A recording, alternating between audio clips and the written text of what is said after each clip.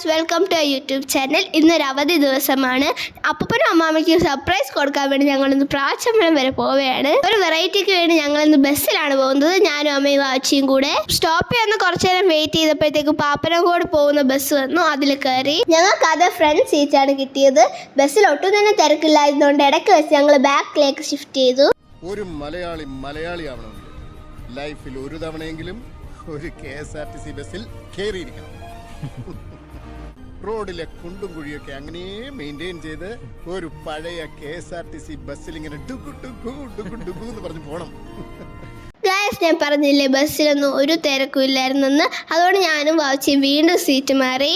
അതിനിടയ്ക്ക് ഞാൻ എന്തോ കുരുത്തക്കേട് ചെയ്തപ്പോൾ അമ്മേൻ്റെ വഴി കുറഞ്ഞുമായിട്ട് ഞാൻ പോകും വീർപ്പിച്ചിരിക്കുകയാണ്. അങ്ങനെ ഞങ്ങൾ പാപ്പനംകോട് എത്തി. അവിടെ ഇറങ്ങിയപ്പോഴത്തേക്കും ഉടനെ തന്നെ ബാലരാമപുരം പോകുന്ന ബസ്സിൽ കയറി. എന്നിട്ട് പ്രാച്ചമ്പലത്തിൽ ഇറങ്ങും. ഈ ബസ് നേരത്തെ പോലെ ആൾക്കാർ വളരെ കുറവായിരുന്നു. ഞാൻ ചുമ്മാ സീറ്റ് മാറി കളിച്ചുകൊണ്ടിരിക്കുകയായിരുന്നു. ഞങ്ങളതാ പ്രാച്ചമ്പലത്തിൽ എത്തി. ഇനി ഇവിടെ നടന്ന് വീട്ടിൽ പോവുകയാണ്.